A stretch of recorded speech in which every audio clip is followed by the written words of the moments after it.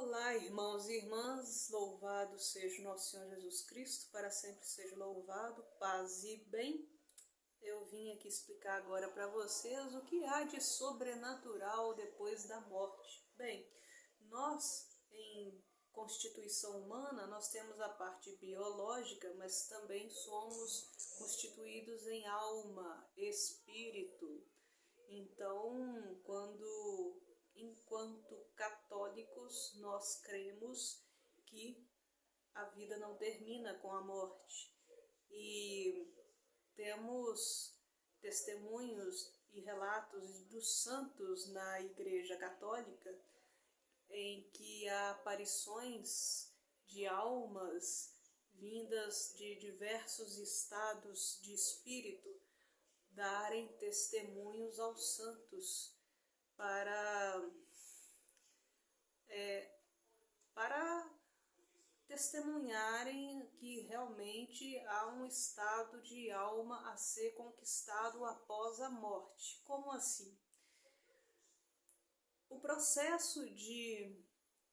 Por que existe a economia sacramental? Por que Jesus, com sua paixão, morte e ressurreição, instituiu os sacramentos? Para a salvação das almas. Por quê? Porque depois da morte existem tipos de estado de espírito para que a gente, conforme o nosso modelo de vida aqui na Terra, a gente possa adquirir o estado de espírito após a morte. Por exemplo, Santa Teresa d'Ávila sonhou com o inferno. Ela teve visões do inferno que tinham, ela poderia, se ela não se convertesse, ela já tinha o lugar dela reservado no inferno. E ela foi doutora da igreja, né? Ela que fez a reforma do Carmelo, Santa Teresa d'Ávila, Santa do Carmelo, né? Da congregação das Carmelitas. E foi uma grande santa, doutora da igreja. Santo Padre Pio sonhou com as almas do purgatório, né? As almas vinham do purgatório até Padre Pio pedir missas para que elas fossem libertas do purgatório.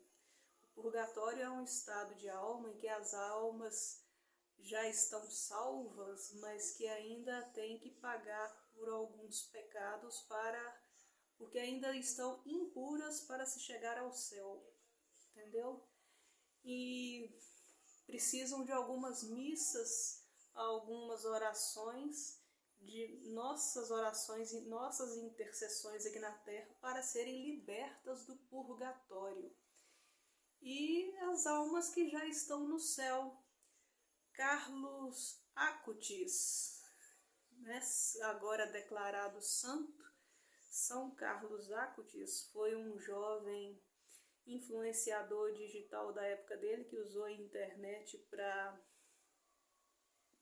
evangelizar, e está com um corpo incorrupto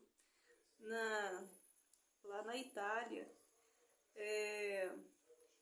Ele é um santo de calça jeans, né? É um santo que promoveu nas mídias digitais a evangelização e viveu a santidade com a economia sacramental. O que é economia sacramental, Isabela? Economia sacramental é os 7 sacramentos que a gente vive mais especificamente na nossa vida normal. A comunhão, a confissão, né, ou a penitência, o matrimônio, a economia sacramental. São sacramentos, 7 sacramentos, como a unção dos enfermos, né, e o batismo, a crisma, a primeira eucaristia, a caminhada de fé dentro da igreja através dos sacramentos, né? Com o batismo, e a gente vai caminhando rumo à nossa libertação do pecado para a salvação da nossa alma para o céu, ou a salvação da nossa alma pelo menos para o purgatório, né? Porque senão, o que acontece? A gente perde a nossa alma para o inferno. É isso que acontece, infelizmente. São os caminhos que a alma trilha na perdição, se afastar dos mandamentos, dos sacramentos, viver uma vida de perdição e perder a sua alma. Já disse Jesus, que adianta ganhar o mundo se vier a perder a sua alma. Então é seguir a Jesus Cristo nos mandamentos, nos sacramentos, para salvar a sua alma, para seguir a sua vida rumo ao céu. Este é o propósito da economia sacramental.